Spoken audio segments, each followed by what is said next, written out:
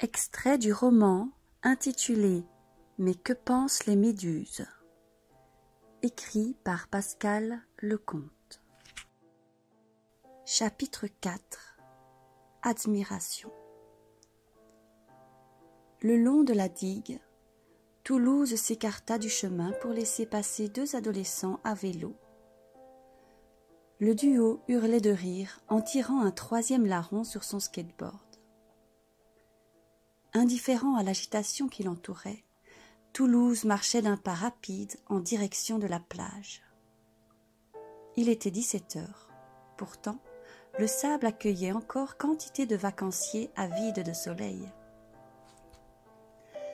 Le jeune homme s'installa en tailleur sur sa serviette et fixa les vagues d'un air absent. Les heures défilèrent, sans qu'il ne s'en aperçoive, méditant en silence, le regard tourné vers l'océan. Bientôt, les derniers badauds s'éclipsèrent, le laissant seul au beau milieu d'une plage abandonnée. La lune, bien visible lors de cette nuit sans nuages, vint tenir compagnie au jeune homme concentré. Alors que le cadran de sa montre affichait minuit, Toulouse se redressa, le buste tendu vers la mer d'un noir d'encre. Quelques taches lumineuses apparurent à la surface de l'eau. Une silhouette colorée se devinait sous les flots sombres. Toulouse ne la quitta pas des yeux. La chevelure violette de Gliline, faite de filaments translucides, émergea devant lui. Le corps ruisselant, la sirène se faufila jusqu'au sable humide où venait mourir chaque vague. Euphorique, le visage de l'homme fut éclairé par la lumière scintillante émanant de l'être aquatique. « Tu es quand même revenu ?» s'exclama-t-il. « Je craignais que tu ne changes d'avis. » Une ondine tient ses engagements. Jamais elle ne se dédie. « Oh, parle-moi des sirènes. Que savent-elles faire de merveilleux ?» Bien des choses. L'avenir, par exemple. On connaît le futur avant qu'il ne se produise.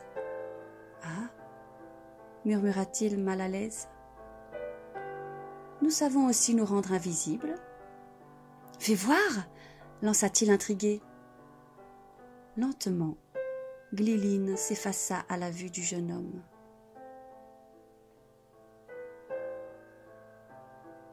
Au bout d'une longue minute, elle réapparut, radieuse de l'effet produit sur son bien-aimé. « À ton tour, proposa-t-elle. Observe donc tes mains. » Un peu réticent, Toulouse contempla ses longs doigts. Ceux-ci perdirent leur opacité pour devenir complètement transparents. « Comment parviens-tu à... » balbutia-t-il. « Des siècles de pratique assidue. » « Des siècles? Mais quel âge as-tu? » « Environ 3200 ans. »« Es-tu immortel? » ?»« Non. Je quitterai ce corps quand j'estimerai avoir terminé ma tâche sur cette planète. Dans tous les cas, il s'agira d'un choix personnel et pas d'une fatalité extérieure à ma volonté. »« Quelle chance !» dit-il. « Oui, mais... cette liberté sur mon existence est un cadeau qui comporte de grandes responsabilités. »« Je suis en train de disparaître totalement, s'inquiéta-t-il en découvrant ses jambes devenues inexistantes. »« Tu n'as guère d'autre choix si tu souhaites visiter mon monde, dit-elle. Ainsi, les miens ne remarqueront pas ta présence. Comment vais-je respirer ?» Sans répondre, elle défit un à un les boutons de la chemise de Toulouse afin de dénuder son torse. Lentement, elle posa ses deux paumes sur ses pectoraux et ferma les yeux comme pour se concentrer. « Voilà, dit-elle satisfaite. Tu possèdes maintenant 8 branchies qui te permettront de capter l'oxygène présent dans l'eau. » Incrédule, Toulouse baissa la tête pour vérifier. Il découvrit alors 4 fentes très discrètes, visibles sous chacune de ses clavicules. « Je peux respirer comme un poisson ?»« Oui. L'eau de mer rentrera par ta bouche. Ensuite, son oxygène sera filtré par la membrane qui s'étale sur l'énorme surface des différentes rangées de branchies. Enfin, le liquide sortira par les fentes que tu aperçois sur ta peau. Fonctionnant tel un tunnel, une abondante quantité d'eau peut ainsi s'écouler en un temps record. Oui, l'eau de mer rentrera par ta bouche. Ensuite, son oxygène sera filtré par la membrane qui s'étale sur l'énorme surface des différentes rangées de branchies à l'intérieur. Enfin, le liquide sortira par les fentes que tu aperçois sur ta peau. Fonctionnant tel un tunnel, une abondante quantité d'eau peut ainsi s'écouler en un temps record, t'offrant le peu d'oxygène qu'elle contient. Impressionnant, dit-il. C'est facile quand on sait se rendre maître de la matière. D'ailleurs, je rajoute une couche protectrice qui recouvre ta peau afin qu'elle ne se fripe pas avec l'humidité. Cette fine pellicule préservera aussi tes yeux du liquide salé. Elle agira en outre comme un bouclier contre la pression qui est écrasante à ce niveau de profondeur. Et pour communiquer, nous emploierons la télépathie. La télépathie ? Impossible ! Essaye, insista-t-elle. Pense à une baleine. Une baleine ? répéta-t-il mentalement. Parfait. Viens. Gliline plongea alors sous les flots, invitant l'homme à l'imiter. Dès qu'il fut immergé, Toulouse expérimenta son nouveau processus respiratoire. Ce dernier se révéla être aussi aisé qu'à l'air libre. Après un moment d'hésitation, la scène de la tempête lui revenant en tête, Toulouse retrouva son calme et entreprit de suivre la sirène. Il nagea vers les fonds marins, guidé par la clarté lumineuse de son ami. Ni le froid, ni la pression de l'eau ne le dérangeaient. Toulouse semblait baigner dans un liquide soyeux, chaud et incroyablement fluide. Leur descente dura un temps indéfinissable. Bientôt, les contours d'une cité subaquatique se dessinèrent dans les abysses. Nichée au creux d'une faille sismique, la ville immergée produisait sa propre lumière. Ressemblant à d'immenses fourmilières, des édifices de coraux étaient percés de trous servant de portes ou de fenêtres. Une clarté rosée vibrait constamment au-dessus de ces hautes tours, telle une aurore boréale. Gliline prit bien garde de demeurer à distance de la cité. Même invisible, il ne fallait pas que son compagnon se fasse repérer. La citadelle se vivait en 3 dimensions. Les êtres qui s'y déplaçaient ne touchaient pas le sol, mais nageaient entre 2 eaux, à différentes hauteurs. Ébahi devant tant de beauté, le nageur ralentit les mouvements de ses bras afin de mieux appréhender le décor. Des points lumineux se déplaçaient entre les habitations. Il s'agissait d'ondins et de sirènes. Ces êtres étaient tous similaires à Gliline, excepté leur corpulence ou leur teinte qui possédait une infinité de variétés. Les individus de type masculin étaient fins et délicats, tout comme leurs consoeurs, à ceci près que leur torse semblait plus massif.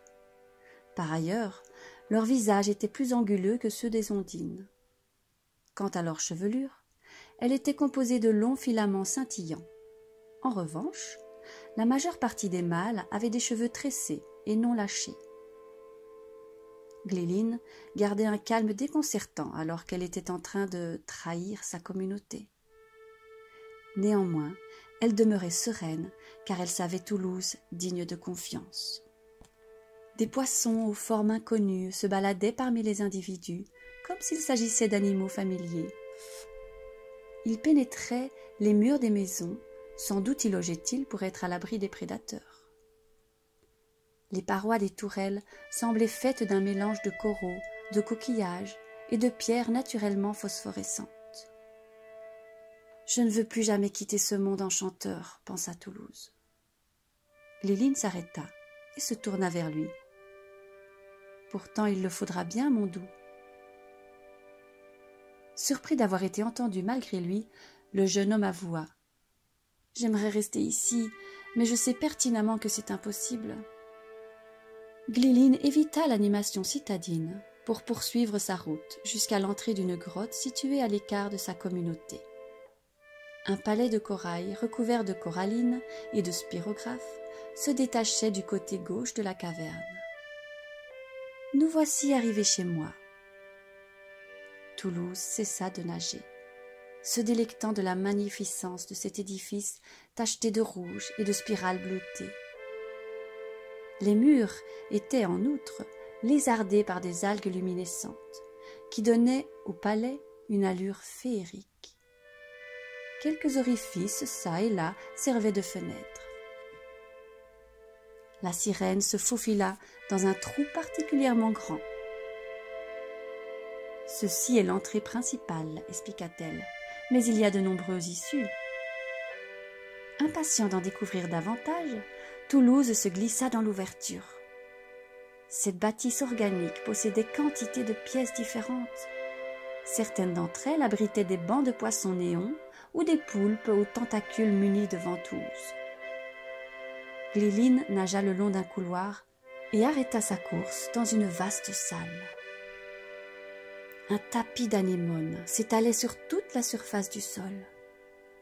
La sirène s'y leva avec délice, conviant son compagnon à faire de même.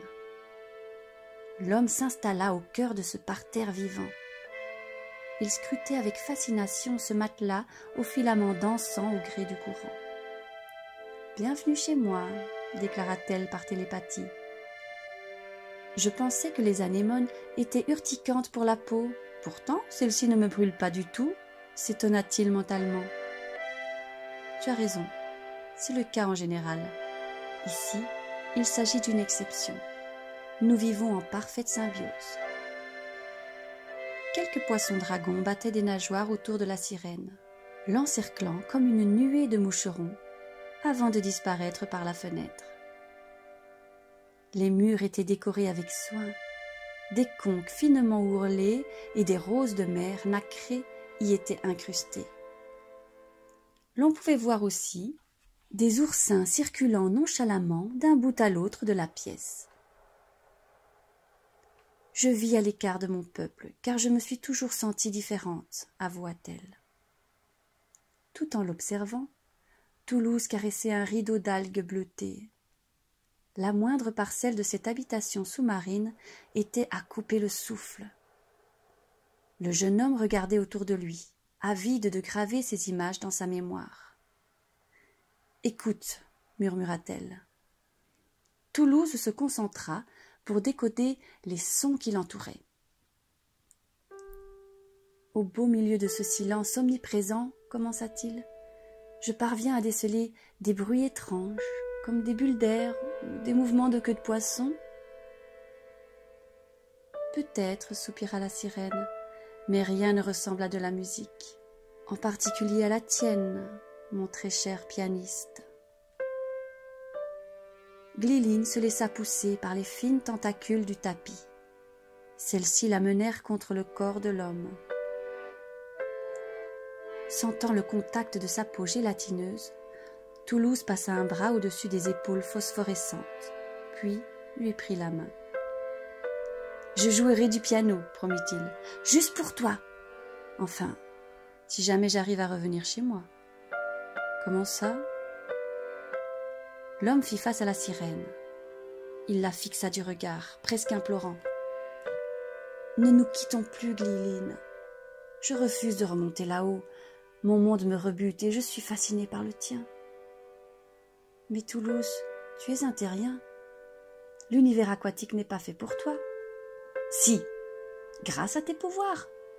Je veux au moins tenter l'expérience. »« Tu ne tiendrais pas une journée, sourit-elle, touchée par l'enthousiasme de son aimé. L'obscurité est omniprésente ici. Or, la lumière du soleil te manquera, car elle est vitale pour ton corps d'homme. Je supporterai tout pour vivre dans ton palais de corail. Auprès de toi, la vie semble si douce. J'ai l'impression de défier la pesanteur. Même la mort me semble illusoire. Je suis invulnérable à tes côtés, Gliline. Ne nous quittons plus. » Tu veux réellement habiter ici ? demanda-t-elle. Essayons. Plus rien ne m'attire dans le monde des humains. Ma vie sous le soleil est terminée. Contre toute attente, Gliline accepta la requête du pianiste.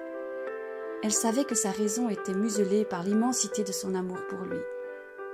Au fond d'elle-même, elle était persuadée qu'aucun humain ne pourrait supporter de vivre dans cette pénombre subaquatique. Elle se trompait. Toulouse vécut 3 jours éblouissants, 3 jours où il passa des heures à vaquer d'un endroit à l'autre de la faille abyssale, avide de découvrir sa faune et sa flore bioluminescentes.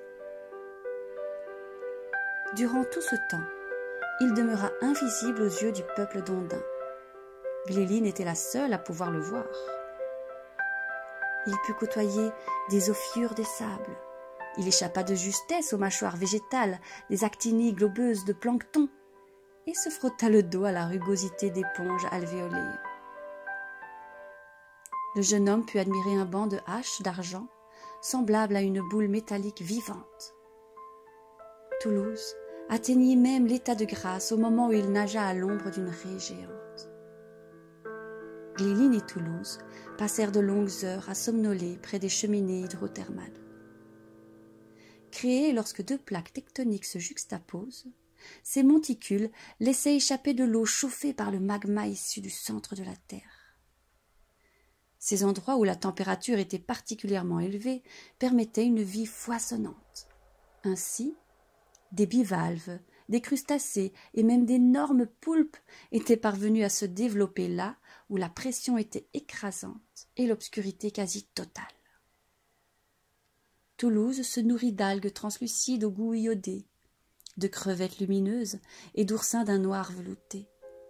Il se délecta d'araignées de mer à la carapace torsadée et testa même la gelée de cuboméduses alcalines que Gliline lui servit sur un plateau de nacre. Ses branchies filtraient l'oxygène de l'eau. Elle parvenait en outre à dessaler le liquide marin afin qu'il puisse boire tout son soûl.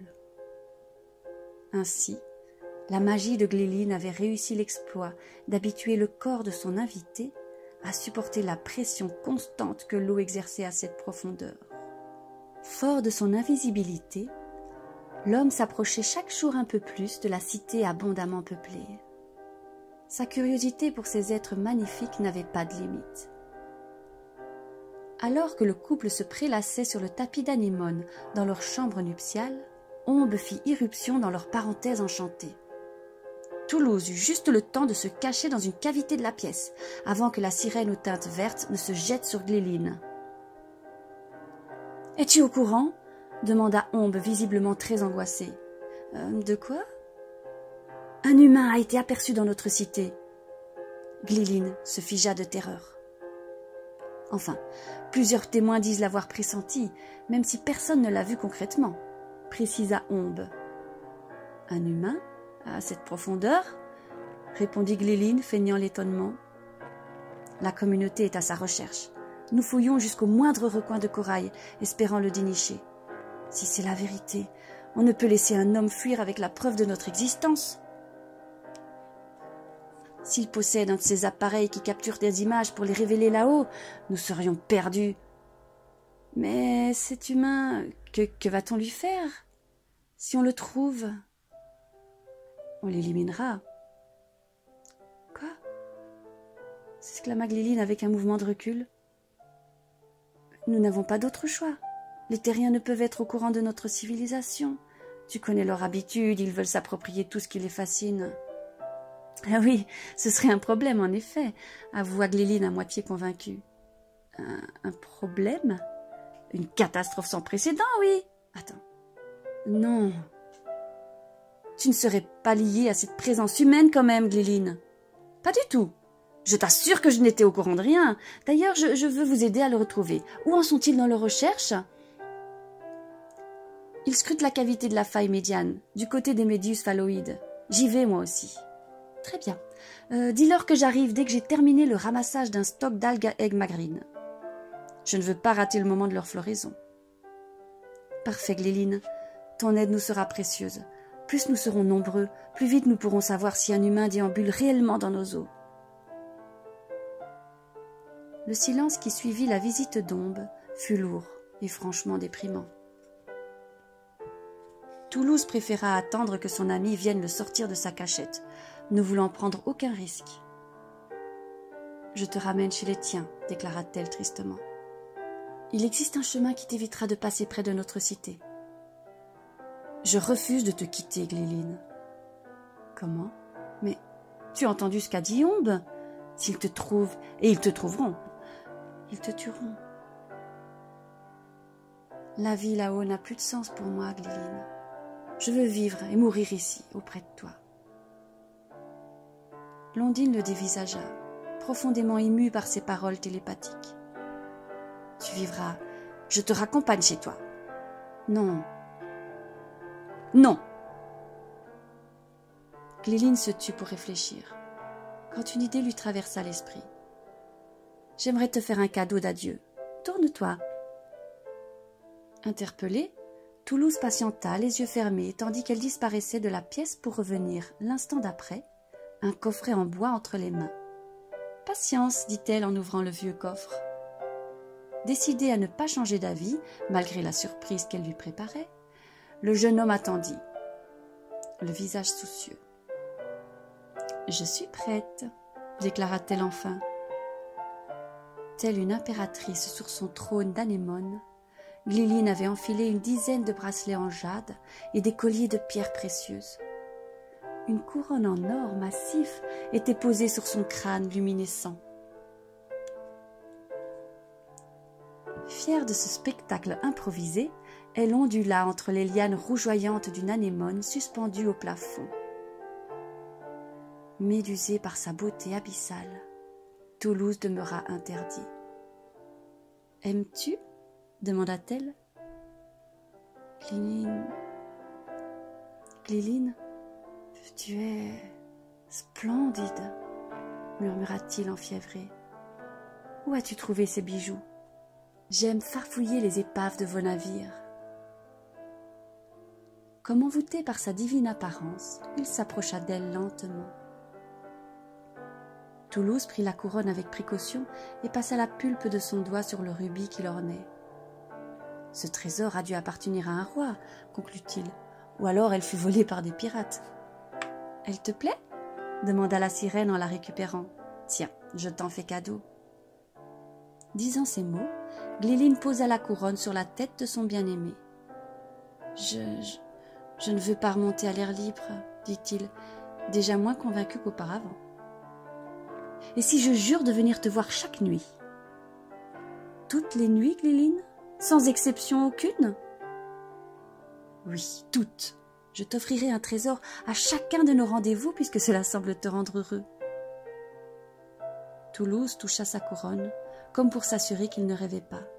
« J'accepte, ma belle, à cette unique condition. » Profondément soulagée, la sirène le serra contre elle. « Je t'en fais la promesse. » De retour sur la plage, les premiers rayons du soleil donnaient au ciel une teinte rosée. L'homme, trempé jusqu'aux os, sortit des flots, suivi de son amie. Posant ses paumes sur son thorax nu, Gliline fit disparaître les branchies de Toulouse. « Au revoir, mon aimé, » dit-elle avec tristesse. « Jamais je n'oublierai ces sublimes moments passés ensemble. Ce fut la meilleure expérience de ma vie, Gliline. »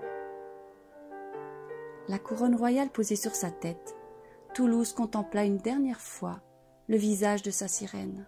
« Je t'attendrai ici, à minuit. »« Je viendrai toutes les nuits, Gliline. » La créature marine acquiesça, puis plongea sous la déferlante.